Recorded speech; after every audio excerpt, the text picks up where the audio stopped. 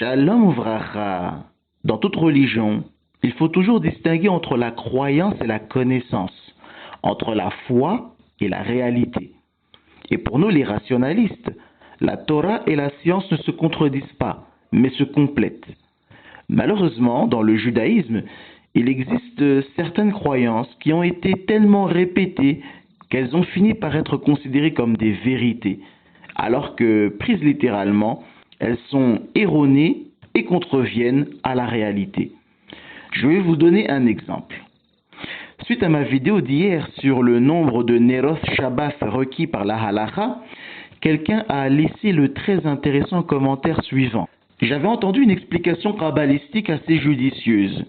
Puisque c'est la femme qui a éteint la lumière du monde, Ève pour ne pas la citer, alors elle devra la rallumer pour elle et son mari, ce qui fait une bougie par personne. Poussons plus loin pour corroborer les deux bougies. L'homme a 248 organes et la femme 252, ce qui fait un total de 500. Or, le mot ner a comme valeur numérique 250. Et 2 nérotes, ça fait 500. CQFD. Or, une bougie suffit. On le dit tous les vendredis dans Bamé Masdekin vers la fin, où il est indiqué que pour 3 choses, la femme décède en couche. Pour la négligence de la nida, la négligence de la hala et la négligence de l'allumage de la bougie. Le gros problème ici est qu'il s'agit d'une croyance et non d'un fait.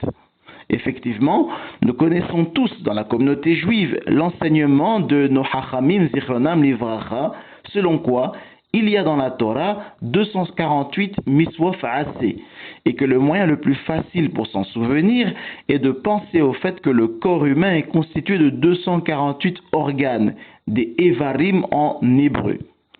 Mais dans la Maseref Bechoroth au DAF 45a, il est rapporté que les Talmidim de Rabbi Ishmael Zer Sadik Livracha disséquèrent un jour le cadavre d'une prostituée condamnée par le roi à être brûlée vive.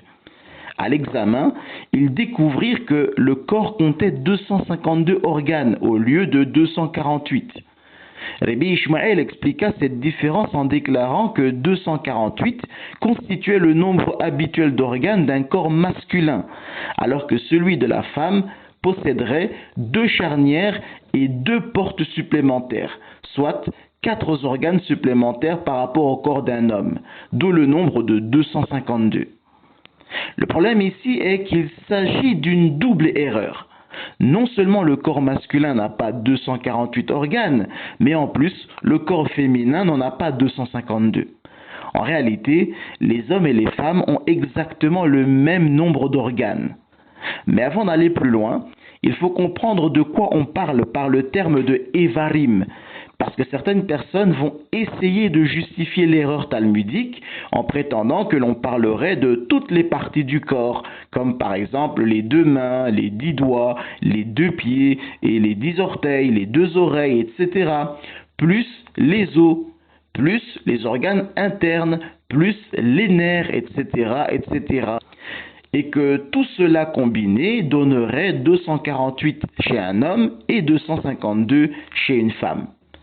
Sauf que cet argument est irrecevable, puisque les Chachamim eux-mêmes ont clairement défini ce qu'ils entendaient par Evarim. En effet, dans la Maseref Oholof, au chapitre 1, la Mishnah numéro 8, il est clairement rapporté que les 248 Evarim désignaient les os constituant le corps humain, et la liste de ces os nous est même donnée, puisque la Mishnah nous dit que les 248 os doivent être comptés de la manière suivante. Il y a 30 os aux pieds, 6 à chaque orteil, 10 à la cheville, 2 aux orteils, 10 à la cheville, 2 au tibia, 5 aux genoux, 1 à la cuisse, 3 à la hanche, 11 côtes, 30 os à la main, 6 à chaque doigt, 2 à l'avant-bras, 2 au coude, 1 au bras et 4 à l'épaule, soit 101 de chaque côté du corps. Donc vous devez multiplier par 2, ça nous donne 202.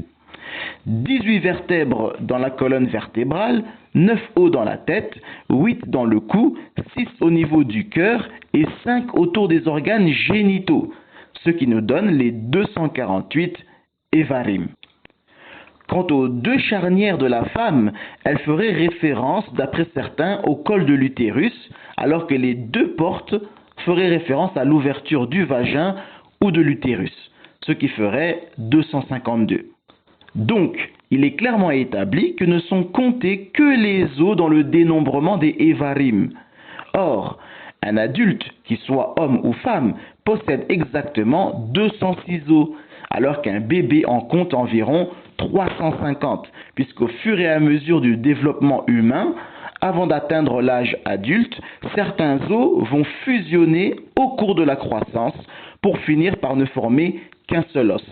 De ce fait, le nombre de 248 et 252 sont inexacts et on ne pourrait donc pas utiliser la guématria du mot ner multiplié par 2 pour prétendre que cela démontrerait que non seulement la miswa d'allumer les neros Shabbat incomberait à la femme et qu'en plus, elle devrait en allumer 2. Il n'y a que 3 manières de s'en sortir avec ce passage talmudique. Ou bien admettre comme nous que cette croyance est erronée, ou bien affirmer qu'ils ont disséqué un corps pas encore adulte et ont donc trouvé un nombre élevé d'os. Mais alors, il n'y aurait aucune logique à baser une croyance et établir une règle à partir de cela, puisqu'analyser le squelette d'une personne d'un âge différent donnerait un résultat différent. Et on ne pourrait donc pas établir de ce cas-là qu'il y aurait donc bel et bien une différence d'os entre le squelette d'une femme et le squelette d'un homme. Ou bien prétendre que les corps humains d'aujourd'hui, dans lesquels il n'y a aucune différence entre hommes et femmes au niveau du nombre des os, sont différents des corps humains de l'époque talmudique, durant laquelle les hommes et les femmes avaient plus d'os qu'aujourd'hui et un nombre différent d'os entre hommes et femmes. Mais cette hypothèse est, à mes yeux, farfelue et sans la moindre substance. Cela vient encore confirmer les dires de Rebbeinu Avram ben Arambam Zer Sadik Livracha et bon nombre d'autres Rishonim qui stipulent que l'on ne doit aucunement nous appuyer sur les déclarations scientifiques contenues dans le Talmud. Les Chachamim Zichronam Livracha n'étaient pas des scientifiques, mais des halaristes. Et le fait de maîtriser la Torah n'octroie pas une science infuse dans les domaines non toraïques, non halariques, contrairement à ce que voudrait nous faire croire la fausse doctrine Haredi de la Da'af Torah. Et je vous le montrerai davantage en répondant à une autre question qui m'a été posée sur un autre passage qu'on retrouve dans le même traité Bechoroth sur la zoologie, où là encore, nos Chachamim Zichronam Livracha n'avaient pas de connaissances scientifiques correctes. Kol Tuv, Hazak, Ovarour.